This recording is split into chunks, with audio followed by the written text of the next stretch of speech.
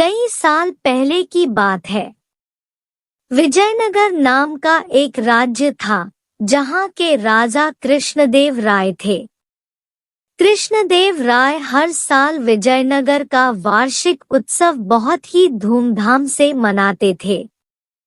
पड़ोसी राज्यों से अच्छी मित्रता होने के कारण वहां के राजा भी इस उत्सव में शामिल होते थे और राजा कृष्णदेव राय को उपहार व भेंट देते या भेजवाते थे। हर साल की तरह इस बार भी विजयनगर वार्षिक उत्सव मनाया गया और इस अवसर पर राजा कृष्णदेव राय को 4 बेशकीमती फूलदान उपहार में मिले।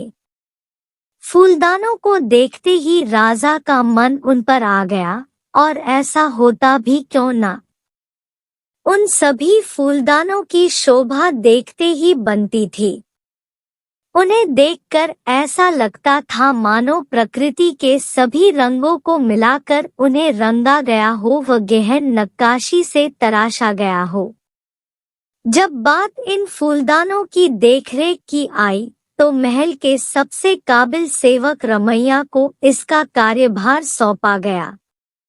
रमैया भी खूब ध्यान से उनका ख्याल रखने लगा।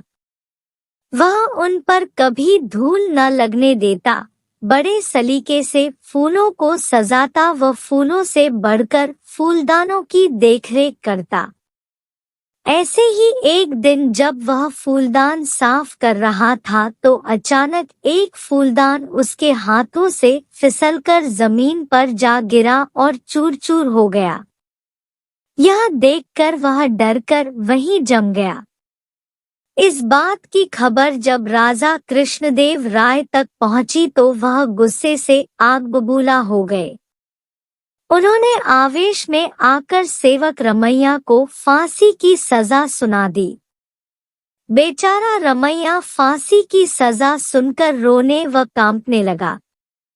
उसी सभा में राजा के प्रिय अष्टदिग्गजों में से एक तेनालीराम भी बैठे थे और यह सब देख रहे थे।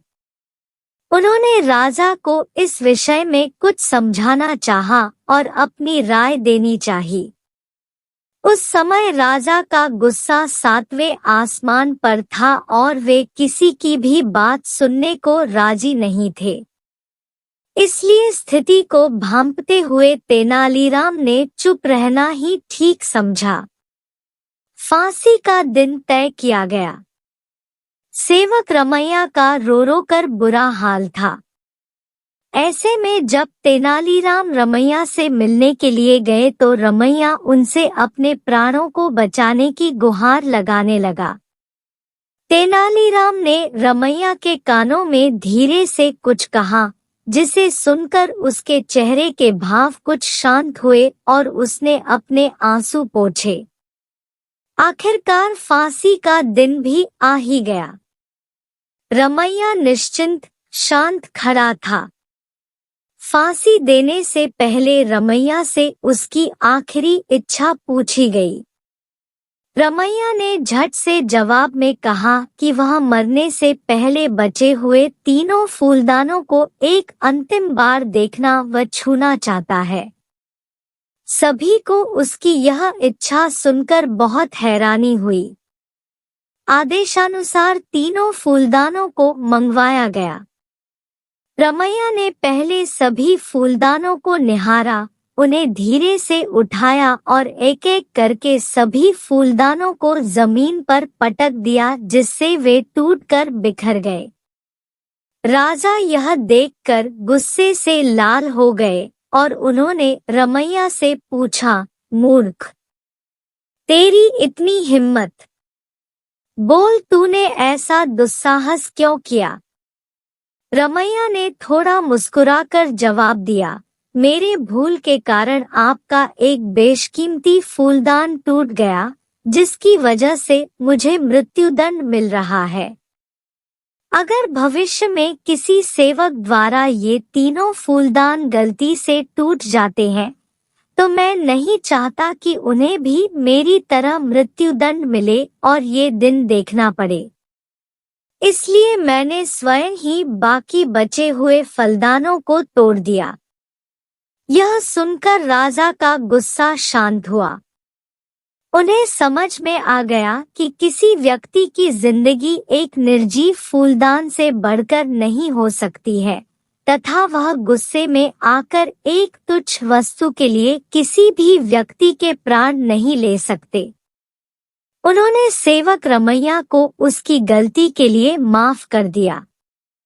साथ में खड़े तेनालीराम यह सब देख मंद मंद मुस्कुरा रहे थे।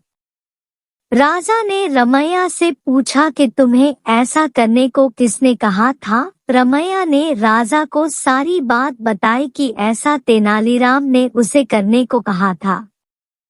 यह सुनते ही राजा ने तेनालीराम को गले से लगा लिया और कहा, तेनालीराम, आज तुमने मुझे बहुत बड़ी भूल करने से बचा लिया और साथ ही एक काबिल सेवक की जान भी बचा ली। आज की इस घटना से मुझे यह समझ में आ गया है कि मनुष्य को गुस्से में आकर कोई भी फैसला नहीं करना चाहिए तथा किसी भी जीव के प्राण किसी वस्तु से कहीं बढ़कर है। इसके लिए शुक्रिया तेनालीराम। कहानी से सीख। इस कहानी से हमें दो सीख मिलती है। पहला यह कि हमें आवेश में आकर कोई भी फैसला नहीं करना चाहिए। गुस्से में लिए गए फैसले अक्सर गलत साबित होते हैं। दूसरा यह कि किसी भी वस्तु के लिए हमें किसी इंसान के जीवन को खतरे में नहीं डालना चाहिए। किसी भी वस्तु का मोल किसी इंसान की जिंदगी से ज्यादा नहीं होता है।